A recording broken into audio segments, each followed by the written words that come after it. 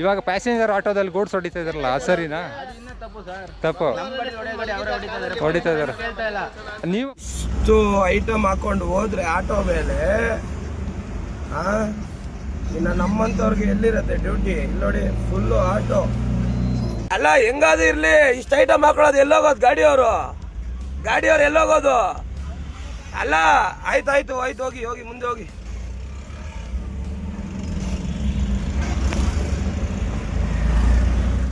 ನೀವು ಕಂಪ್ಲೇಂಟ್ ಕೊಡ್ಬೇಕು. ಇವಾಗ ಹೆಂಗ್ ಆಗಿಲ್ಲ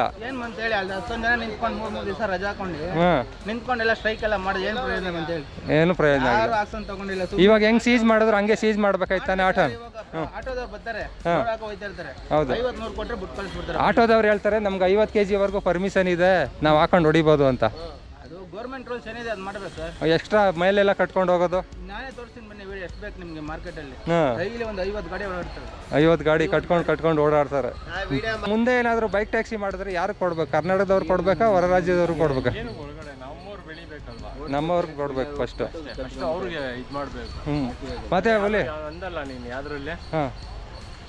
ಅದು ಎಲ್ಲ ಅಂದಲ್ಲ, ಆಂಧ್ರಲ್ಲ ಎಲ್ಲೋ ಇಲ್ಲಿ ಮಹಾರಾಷ್ಟ್ರ ನೋಡು, ಅವ್ರವ್ರೇ ಮಾಡಬೇಕು. ನಮ್ಮ ಕನ್ನಡ ಜನದವ್ರಿಗೆ ಒಂದು ಪೊಲೀಸ್ ಇದ್ರ ಕಡೆಯಿಂದ ವೆರಿಫೈ ಮಾಡಿ ಒಂದು ಮಾಡಿಕೊಟ್ರೆ ಅವ್ರು ಮಾತ್ರ ದುಡಿತಾರೆ. ಅಂದ್ರೆ ಅವರು ಬಂದವ್ರೆ ಬೇರೆ ಕೆಲಸ ಮಾಡ್ಲಿ, ನಮ್ಮವ್ರಿಗೆ ಲೋಕಲ್ ಅವ್ರಿಗೆ ಮಾಡಕ್ ಬಿಡ್ಲಿ. ಮತ್ತೆ ಲ್ಯಾಂಗ್ವೇಜ್ ಪ್ರಾಬ್ಲಮ್ ಇದೆ, ಕನ್ನಡ ಬರಲ್ಲ ಅವ್ರಿಗೆ. ಹಾಯ್ ಫ್ರೆಂಡ್ಸ್, ಎಲ್ಲರಿಗೂ ನಮಸ್ಕಾರ. ನಾನು ನಿಮ್ಮ ಪ್ರೀತಿಯ ರಘು. ಮತ್ತೊಂದು ವಿಡಿಯೋಗೆ ಸ್ವಾಗತ. ಇವತ್ತಿನ ವಿಡಿಯೋದಲ್ಲಿ ಗೊತ್ತಿರುತ್ತೆ ನಿಮಗೆ, ಬೈಕ್ ಟ್ಯಾಕ್ಸಿ ಅಪ್ಡೇಟ್ ತಿಳಿಸ್ಕೊಡೋಕೆ ಬಂದಿದ್ದೀನಿ. ಆಲ್ರೆಡಿ ತಮ್ಲೈನ್ ನೋಡಿರ್ತೀರ. ಹೌದು, ಇಡೀ ಕರ್ನಾಟಕದಲ್ಲಿ 1000ಕ್ಕೂ ಹೆಚ್ಚು ಗಾಡಿಗಳನ್ನ ಸೀಜ್ ಮಾಡಿದ್ದಾರೆ ಅಂತ ಒಂದು ನ್ಯೂಸ್ ಬರ್ತಾ ಇದೆ. ನಿನ್ನೆಯಿಂದನೂ ಕೂಡ ಇಷ್ಟು ಜನದ ಗಾಡಿ ಸೀಜ್ ಮಾಡಿದ್ದಾರೆ ನೋಡಿ. ಮತ್ತು ಇದರಲ್ಲಿ ತುಂಬ ಜನದ ಗಾಡಿಗಳದ್ದು ಡಾಕ್ಯುಮೆಂಟ್ಸ್ಗಳು ಕರೆಕ್ಟಾಗಿಲ್ಲ ಅಂತಲೂ ಕೂಡ RTO ಅಧಿಕಾರಿಗಳು ಕೂಡ ಹೇಳಿದ್ದಾರೆ. ಆ ಡಾಕ್ಯುಮೆಂಟ್ಸ್ ಕೊಟ್ಟು ಬಿಡಿಸ್ಕೊಂಡು ಹೋಗಬೇಕು ಅಂತ. ಡಾಕ್ಯುಮೆಂಟ್ಸ್ ಏನಾದರೂ ಕರೆಕ್ಟಾಗಿತ್ತು ಅಂದರೆ ಫೈನ್ ಕಮ್ಮಿ ಆಗ್ಬೋದು. ಮತ್ತು ಸೀಜಿಂಗ್ ಚಾರ್ಜು 5000. ಮತ್ತು ಡಾಕ್ಯುಮೆಂಟ್ಸ್ ಯಾವ್ಯಾವ ಡಾಕ್ಯುಮೆಂಟ್ಸ್ ಇಲ್ಲ ಆ ಡಾಕ್ಯುಮೆಂಟ್ಸ್ಗೆ ಇಷ್ಟಿಷ್ಟು ಚಾರ್ಜಸ್ ಅಂತ ಹಾಕಿದ್ದಾರೆ. ಅಪ್ ಟು 10,000 to 15,000ವರೆಗೂ ಆಗ್ಬೋದು ಅಂತ ಹೇಳಿದ್ದಾರೆ. ಏನಾಗುತ್ತೋ ಕತೆ ಗೊತ್ತಿಲ್ಲ ಬೈಕ್ ಟ್ಯಾಕ್ಸಿ ರೈಡರ್ಸ್ದು. ಆದಷ್ಟು ಯಾರ್ಯಾರು ಬೈಕ್ ಟ್ಯಾಕ್ಸಿ ರೈಡರ್ಸ್ ಇದ್ದೀರಾ, ನೀವು ಬೈಕ್ ಟ್ಯಾಕ್ಸಿ ಮಾಡಬೇಡಿ. ಮೊನ್ನೆನೂ ಕೂಡ ವೀಡಿಯೋ ಮಾಡಾಕಿದ್ದೆ, ಆದ್ರೂ ಕೂಡ ನೆನ್ನೆನೂ ಕೂಡ ಸೀಜ್ ಮಾಡಿದ್ದಾರೆ ಗಾಡಿನ. 6ನೇ ತಾರೀಕು ಕೂಡ ಸೀಜ್ ಮಾಡಿದ್ದಾರೆ. 6ನೇ ತಾರೀಕು ತುಂಬ ಜನ ಬೈಕ್ ಟ್ಯಾಕ್ಸಿ ಮಾಡೋಕ್ಕೋಗಿ ಸಿಗಾಕೊಂಡಿದ್ದಾರೆ. ಕೋರಮಂಗಲದಲ್ಲಾಗಲಿ ಬೇರೆ ಬೇರೆ ಕಡೆ ಆಗಲಿ. ಮಾಹಿತಿ ಇರಲ್ವ ನಿಮಗೆ? ಆಲ್ಮೋಸ್ಟ್ ಆನ್ಲೈನಲ್ಲೇ ಇರ್ತೀರಾ, ಇನ್ಸ್ಟಾಗ್ರಾಮ್ ನೋಡ್ತಾ ಇರ್ತೀರಾ, ಯೂಟ್ಯೂಬ್ ನೋಡ್ತಾ ಇರ್ತೀರಾ, ಎಲ್ಲ ಕಡೆಯೂ ಕೂಡ ನ್ಯೂಸ್ ಬರ್ತಾ ಇದೆ. ಆದ್ರೂ ಕೂಡ ಯಾಕೆ ಈ ಮಿಸ್ಟೇಕ್ ಮಾಡ್ತೀರಾ? ವೋಟರ್ ಮಾಡಿ ನೀವು ರ್ಯಾಪಿಡ್ ಹೋಗ್ಬೇಡ, ಅದು ಏನು ತೀರ್ಮಾನ ಆಗೋವರೆಗೂ ಮಾಡಕ್ ಹೋಗ್ಬೇಡಿ. ವೋಟರ್ ಮಾಡಿ. ಓಕೆ. ಅಕಸ್ಮಾತ್ ಅದೇನಾದ್ರೂ ನಮಗೆ ಕೋರ್ಟಿಂದ ಏನಾದ್ರೂ ಸ್ಟೇ ಆದ್ಮೇಲೆ ತೀರ್ಮಾನ ಆದ್ಮೇಲೆ ಬೇಕಾದ್ರೆ ಆಮೇಲೆ. ಇನ್ನೊಂದು, ತುಂಬಾ ಕಂಪ್ನಿಯವ್ರಿಗೆಲ್ಲ ಕಾಲ್ ಮಾಡ್ತಾ ಇದ್ದೀನಿ. ನಾನು ಕೂಡ ಕಾಲ್ ಮಾಡಕ್ಕೆ ಟ್ರೈ ಮಾಡಿದೆ. ರ್ಯಾಪಿಡೋದವ್ರಿಗೆ, ಊಬರ್ಗೆ ಕಾಲ್ ರಿಸೀವ್ ಮಾಡ್ತಾ ಇಲ್ಲ ಗುರು ಅವರು. ಮತ್ತು ಅಲ್ಲಲ್ಲಿ ಕಾಲ್ ರಿಸೀವ್ ಮಾಡಿದವ್ರದ್ದೆಲ್ಲ ಕೇಳಿದ್ದೀನಿ. ಏನಂತ ಹೇಳ್ತಾರೆ ಅಂದರೆ, ಹೈಕೋರ್ಟ್ ಆರ್ಡ್ರ್ ಆಗಿದೆ, ಹೈಕೋರ್ಟು ನಮಗೆ ಗ್ರೀನ್ ಸಿಗ್ನಲ್ ಕೊಟ್ಟಿದೆ. ಹೈಕೋರ್ಟ್ ಗ್ರೀನ್ ಸಿಗ್ನಲ್ ಕೊಟ್ಟಿದ್ರು, ಇವಾಗ ತಗೊಂಡೋಗಿ ಸುಪ್ರೀಂ ಕೋರ್ಟ್ಗೆ ಕೇಸು ಫೈಲ್ ಮೂವ್ ಮಾಡಿದ್ದಾರೆ. ಓಕೆನಾ? ಆ ಸುಪ್ರೀಂ ಕೋರ್ಟಲ್ಲಿ ಏನು ತೀರ್ಮಾನ ಬರುತ್ತೆ ಅದೇ ಅಂತಿಮ ತೀರ್ಮಾನ ಆಗಿರುತ್ತೆ. ಆ ಸುಪ್ರೀಂ ಕೋರ್ಟಲ್ಲಿ ಇವಾಗ ಕೇಸು ಯಾವಾಗ ಸ್ಟಾರ್ಟ್ ಆಗುತ್ತೆ ಅಂತ ಗೊತ್ತಿಲ್ಲ. ಇವಾಗ ಇದು ಮಾಡಿದ್ದಾರೆ, ಸ್ಟೇಟ್ ಗೌರ್ಮೆಂಟಿಂದ ಕೂಡ ಕೇಸ್ ಹಾಕಿದ್ದಾರೆ, ಈ ಥರ ಪರ್ಮಿಷನ್ ಕೊಡೋಕ್ಕಾಗಲ್ಲ ಅಂತ.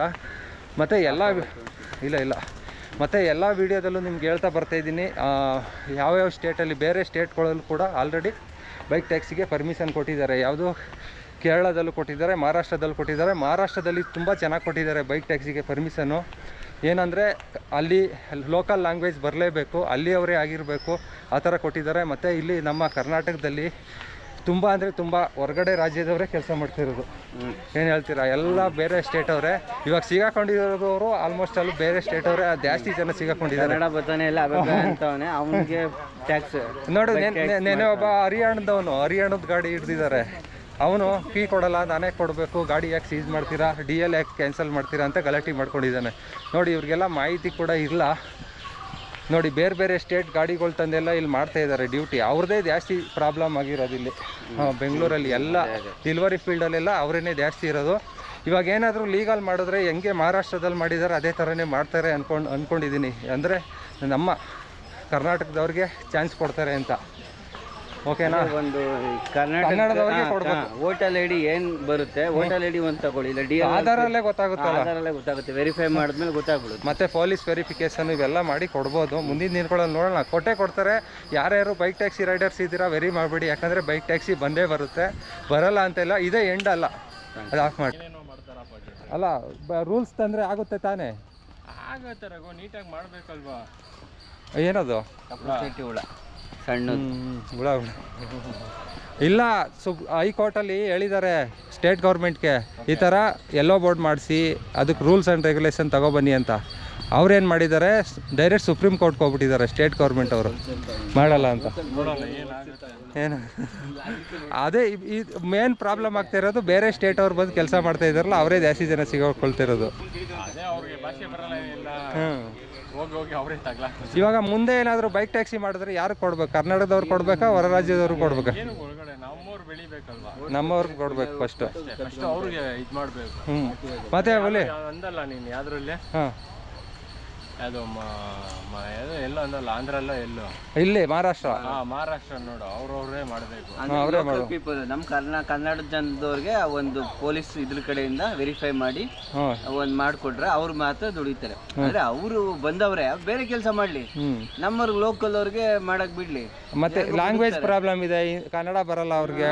ಇವ್ನು ನೋಡಿ ಎಷ್ಟು ಚೆನ್ನಾಗಿ ಕನ್ನಡ ಕಲ್ತಿಲ್ವಾ? ಕೊರಿಯನ್ ಹುಡುಗ, ಕೊರಿಯನ್. ಇಲ್ಲಿ 4 ವರ್ಷದಿಂದ ಎಷ್ಟು ವರ್ಷ ಆಯ್ತು ಅಲ್ಲಿ ಬಂದೆ? ನಾನ್ ಮಂಡ್ಯದವನು, ಮಂಡ್ಯದವನು, ಈಗ ಬಂದ್ 10 ವರ್ಷ ಆಯ್ತು. ಕೊರಿಯನ್ ಹುಡುಗ ಬೆಳಗಿವ್ನೆ ಅಂತ ಹೇಳ್ತಾರೆ. ಎಣ್ಣಿದ್ರೆ ಕೊಟ್ಬಿಡಿ.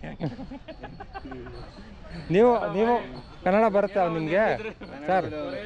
ಕನ್ನಡದವ್ರ ನಾವು ವಾಲೆ ಹಾಕಿದಾರಲ್ಲ, ಸೇಟು ಅನ್ಕೊಬಿಟ್ಟೆ ನಾವು. ಬೈಕ್ ಟ್ಯಾಕ್ಸಿ ಬ್ಯಾನ್ ಮಾಡಿದಾರಲ್ಲ, ಏನನ್ಸುತ್ತೆ? ಹಿಡಿತಾ ಇದಾರಲ್ಲ, ಒಳ್ಳೇದಲ್ಲ? ಆಟೋದವ್ರಿಗೆ ಒಳ್ಳೇದು, ಎಲ್ಲರಿಗೂ ಒಳ್ಳೇದು. ಹಾಂ, ಬೈಕ್ ಟ್ಯಾಕ್ಸಿ ಹಿಂಗೆ ನಿಲ್ಸ್ಬಿಡ್ಬೇಕು. ಮಹಾರಾಷ್ಟ್ರದಲ್ಲೆಲ್ಲ ಪರ್ಮಿಷನ್ ಕೊಟ್ಟಿದ್ದಾರಲ್ಲ, ಆ ಥರ ಕೊಟ್ರೆ ಕೊಡ್ಬೇಕು ಸರ್. ನಮ್ಮವ್ರು ಕೊಡಬೇಕು, ನಮ್ಮವ್ರು ಬೆಳಿಬೇಕು, ಹೊರಗಡೆಯವರು ಕೊಡಬಾರ್ದು. ಕೊಡಬಾರ್ದು. ಆಲ್ಮೋಸ್ಟ್ ಎಲ್ಲ ಹೊರಗಡೆಯವ್ರೆ ಮಾಡ್ತಾ ಇರೋದು. ಹೌದು, ನಮ್ಮವ್ರು ಎಲ್ಲಿ ಮಾಡ್ತಾರೆ? 10ಕ್ಕೆ ಒಬ್ರು ಸಿಗಲ್ಲ. ಇವಾಗ ಸಿಗಾಕೊಂಡಿರೋದು ಅವರು ಹೊರಗಡೆಯವ್ರದ್ದು. ಬರ್ರು ಅಂದ್ರೆ ಬರಲ್ವಲ್ಲ, ಕೆಲ್ಸಕ್ಕೆ ಬರಲ್ಲ. ಈ ಕೆಲಸ ಯಾರು ಮಾಡ್ತಾರೆ ಬರುವಂತ? ಯಾರು ಮಾಡ್ತಾರೆ ಅಂತ ಇಲ್ಲ ಮಾಡ್ತಾರೆ ಮಾರ್ಕೆಟ್ ಅಲ್ಲಿ ಮಾಡ್ತಾರೆ ಸ್ವಲ್ಪ ಜನ. ನೀವು ಏನು ಕೆಲಸ ಮಾಡೋದು? ನೀವು ಯಾವುದು? ಗೂಡ್ಸ್ ಗಾಡಿ. ಇವಾಗ ಗೂಡ್ಸ್ ಗಾಡಿ ಮಾಡ್ತಾ ಇದ್ದೀರಾ ನೀವು? ಆಟೋದಲ್ಲೂ ಕೂಡ ಗೂಡ್ಸ್ ಹೊಡಿತಾ ಇದಾರಲ್ಲ, ಪ್ಯಾಸೆಂಜರ್ ಆಟೋ. ಬಂದು ತಗೊಂಡು ಎಲ್ಲ ಬೋರ್ಡ್ ಗಾಡಿಗಳನ್ನ ಹೊಡಿತಾ ಇದಾರೆ. ಪ್ಯಾಸೆಂಜರ್ ಆಟೋದಲ್ಲಿ ಫೋಟೋ ಮಾಡ್ತಾ ಇದಾರೆ. ಪ್ಯಾಸೆಂಜರ್ ಬಿಡಿ, ಫೋಟೋಗೆಲ್ಲ ಬಂದ್ಬಿಟ್ಟು ಇಲ್ಲಿ ಬಂದ್ರೆ ಇವರು ಜಾಸ್ತಿ ಗೂಡ್ಸ್ಗಳು ಬೈಕ್ ಟ್ಯಾಕ್ಸಿ ಎಲ್ಲ ಹೊಡಿಯೋದು. ಇವ್ರನ್ನ ಅಭಿಪ್ರಾಯ ಹೇಳ್ಬೇಕು. 2 ದಿವಸದಿಂದ ಟೆನ್ಷನ್ ಆಗ್ಬಿಟ್ಟಿದೆ. ಟೂ ವೀಲರ್ಗೆಲ್ಲ ಕಾರ್ ಕೊಡ್ಸ್ಬಿಡಿ ಸರ್. ಕಡೆಯಿಂದ ಕೊಟ್ಬಿಟ್ರೆ ನಿಮ್ದು ಯಾವುದು? ಪೋಟರಾ? ಹಾಂ, ಕಂಪ್ನಿಗೆ ಪೋಟರ್ ಸವಾಸನೇ ಇಲ್ಲ, ಬೇಡ. ಇವಾಗ ಪ್ಯಾಸೆಂಜರ್ ಆಟೋದಲ್ಲಿ ಗೂಡ್ಸ್ ಹೊಡಿತಾ ಇದಾರಲ್ಲ, ಸರಿನಾ? ತಪ್ಪು ಹೊಡಿತಾ ಇದಾರೆ. ನೀವು ಕಂಪ್ಲೇಂಟ್ ಕೊಡ್ಬೇಕು. ಇವಾಗ ಹೆಂಗ್ ಆಗಿಲ್ಲ?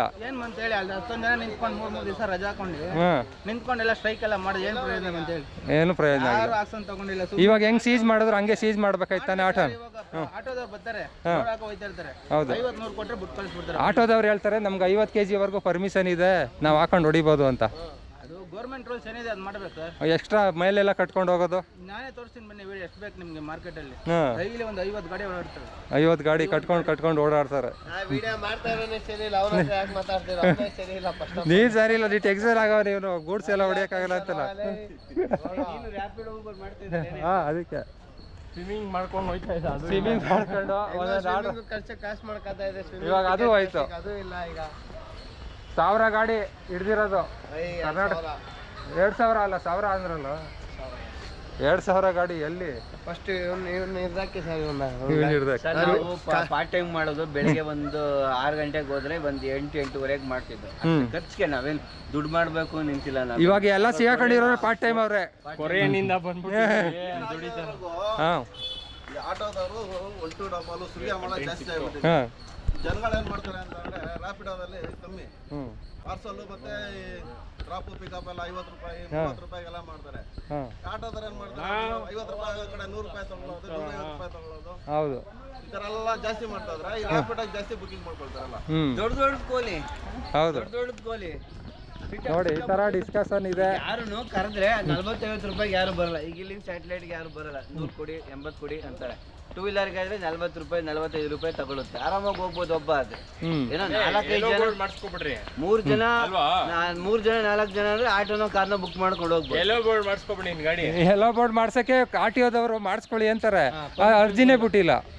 ಅರ್ಜಿ ಬಿಟ್ಟಿಲ್ಲ ಅಂದ್ರೆ ಹೆಂಗ್ ಮಾಡ್ಸಕ್ಕಾಗುತ್ತೆ?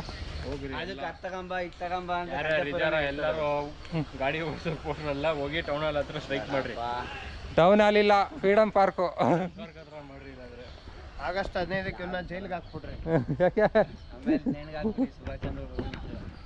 ಓಕೆ, ಇದಿಷ್ಟು ಬಂದು ಬೈಕ್ ಟ್ಯಾಕ್ಸಿ ಅಪ್ಡೇಟು. ಯಾರ್ಯಾರು ಬೈಕ್ ಟ್ಯಾಕ್ಸಿ ರೈಡರ್ಸ್ ಆಲ್ರೆಡಿ ಮಾಡ್ತಾ ಇದ್ದೀರಾ, ಮಾಡಕ್ಕೆ ಹೋಗ್ಬೇಡಿ ಸದ್ಯದ ಪರಿಸ್ಥಿತಿಲಿ. ಪಾರ್ಸಲ್ ಡೆಲಿವರಿ ಮಾಡ್ಕೊಂಡು ಹೋಗಿ. ಫೋಟರ್ ಎಲ್ಲ ಹೊಡಿತಾ ಇದೆ, ಲೋಡ್ ಸೇರ್ ಎಲ್ಲ ಹೊಡಿತಾ ಇದೆಯಲ್ವಾ ನೋಡಿ. ಲೋಡ್ ಸೇರ್ ಎಲ್ಲ ಮಾಡ್ತಾ ಇದೆಯಲ್ಲ. ಲೋಡ್ ಸೇರ್ ಎಷ್ಟು ಮಾಡಿದೆ? ನಾನು 600 ರೂಪಾಯಿ ಮಾಡಿದ್ದೀನಿ. ನೆನೆ ಯಾವುದೂ ಟೆನ್ಷನ್ ಇಲ್ಲ.